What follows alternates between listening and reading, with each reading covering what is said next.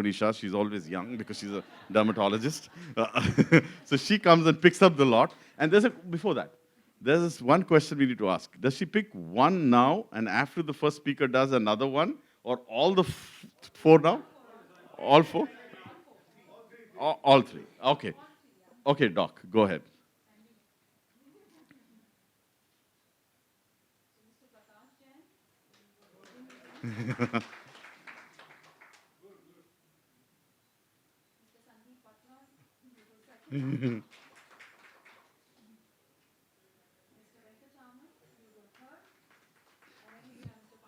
Dr. Pawan, this is excellent order. So we'll start with Prakash. It's my pleasure to invite you here. Great to be the first goat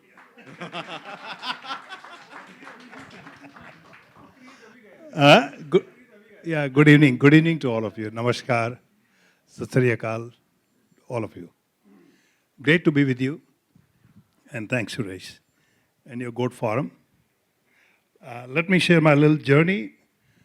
Nothing exciting, but I went through like 3 trajectories or 3 changes, transformational, where I learned a lot. And I think that shaped my life. It says, career-wise, 50 years long journey. I was born in Rajasthan, very poor family. Till 4th grade, I used to travel by walking 2 miles. The schools weren't there. Then my father moved here, and being from Marwad, I ended up in a Marwadi school. Okay.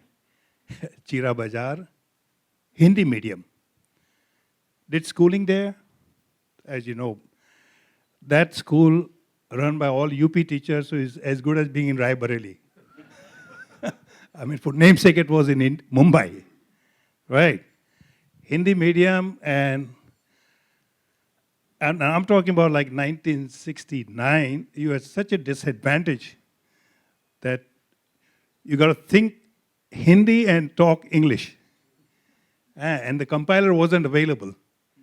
And certainly not ChatGPT. But what changed course of mine is that I got the admission at VJTI, Victoria Jubilee, what is now, strangely they can retain the same initial, but it's a Vijibai, Jijibai, whatever that, yeah. So there's only 4 you could do, metallurgy, electrical, civil, mechanical, metallurgy. And my father had a business of power looms, and I hated textile, so I hated mechanics. I wanted to be in electronic and telecom, and the only place I could get was Pune. So against all the challenges from family, I still moved to Pune, lived in a hostel, and that 4 years of undergraduate transformed my life because I became like a free bird. I created a lot of social capital. Is a new word used. Is the Dale Carnegie books you must have read about 90 years back, how to make friends and influence people. And today that book is, you could probably rephrase the book as like a social capital building, right? And that's because I was away from the family, so I was able to build a tremendous social capital. Okay, because my father was not there, no parents, so you could start off with the Peter Scotch parties. I mean, whatever shoestring budget you have, right? Okay, and that changed, and I decided that whenever I graduate, I'm going to go to US. So I applied for US, I got an admission at NYU. So 1973, I left India after BE in electronic, and that was the best title I could get, BE in electronic and telecommunication. Impossible to get like a double degree, But anyway, what they taught was nothing big deal. The only telecom that I learned was a Strowger, which is thrown away later, I guess. But anyhow, so I landed at NYU. I did MS, worked with DEC, and those were the days IBM was incumbent. So being in computer science, I got a job in IBM. I worked for a few years. Then mini computer was the happening place because, in this world, you hate incumbent, right? No matter how good they are. I mean, you like window, but you hate window. You know, like incumbency is not something you want alternate. Anyway, I work with digital. Another great thing that happened to me is that I ended up in Xerox. And the reason I joined, so I spent 10 years in New York, 10 years in California.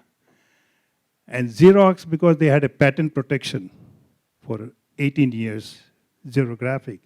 So they were making a lot of money hand over fist. And because of the money, they thought they could challenge IBM, the incumbents. So they acquired a lot of companies. So Xerox was like, if I go back and tell you that they were the real pioneers in building the new technology. Mouse was Xerox first, mouse that we use. Word processor, Xerox first. Winchester disk drive, the storage media, was Xerox first. Floppy disk drive, Xerox first. Daisy wheel printer. Till then, you had this, what you call, Selectric, that IBM ball, right? Moving around, printing. Daisy wheel printer, Xerox first. Okay, so every technology they had first. X.25, packet switching protocol, Xerox first. Ethernet, Xerox first. But being first in technology doesn't mean you made the most money. They never made the money out of it because the big bosses were copier mindset. So every time a proposal goes, they reject it, okay? But it was a great learning from me from technological standpoint, okay? And the one thing I learned in life was that the Peter Drucker's 4 P's theory, that we all call marketing or whatever, product, price, place, and promotion, okay? It is not relevance. I mean, Google has only 1 P, product. There's no price to Google, right? Huh? And when you look at Apple, who would have thought that you spend like 1 lakh rupees for a phone? I mean, you go back to that, but people do. Because it has not a phone alone. It has combined into your Walkman, your, what do you call it? Yeah, I mean, you name it. Everything converge into one, okay? So necessarily not 4 P's are essential. You can have 1 superlative P and that probably will pull you through. Okay, so that's another learning through this thing. Then in 93, I came back to India. I started, the first company was a BPO. I sold it in 99. Then 99, once you sell the company, you become jobless, right, Suresh?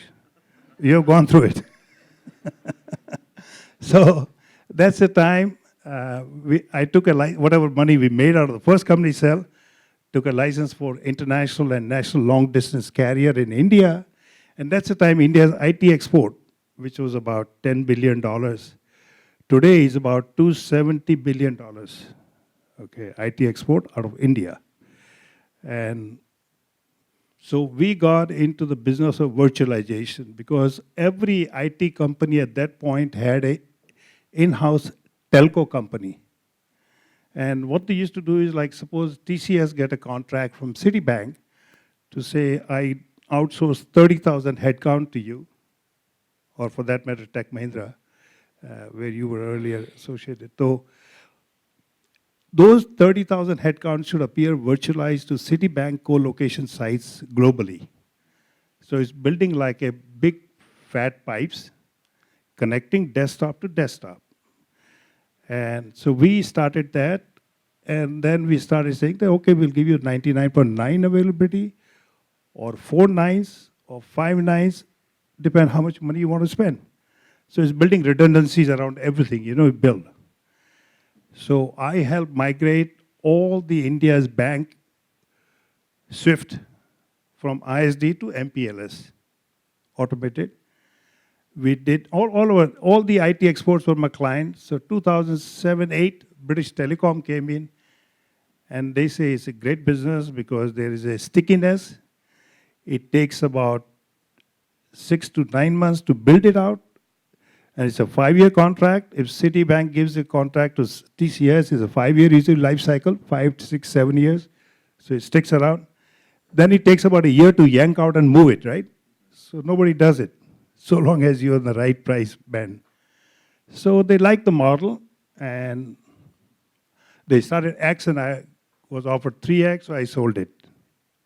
So 2010, 11, we started then Inspira. So it's like they say, you cannot make a souffle rise out of the same recipe twice, right? So, so the other model we created out of this was get into because we knew the cloud was happening. So we got into the cloud migration.